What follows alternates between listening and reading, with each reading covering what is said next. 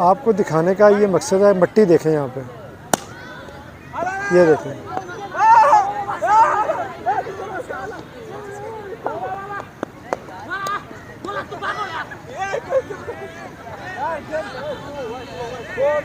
ये वादत कॉलोनी का पार्क है जी।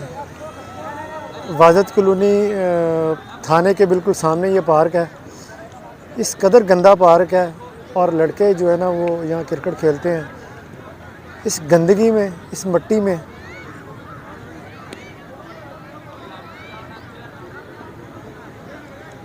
फिर ये सांस की प्रॉब्लम इन्हें शुरू होगी नौजवानों को। ये मैं फिर एक दफ़ा आपको दिखाता हूँ, ये देखिएगा।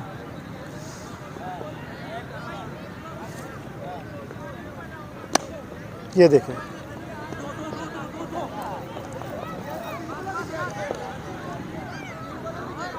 और ये बाकी बच्चे भी देखें ना, ये खेल रहे हैं, मिट्टी में खेल रहे हैं ये।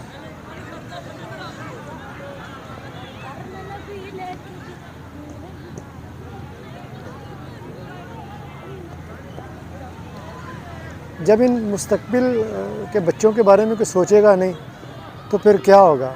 बीमारी बढ़ेगी, मुश्किलें बढ़ेंगी, परेशानियां बढ़ेंगी, और यही कुछ होता रहेगा इस मुल्क के साथ।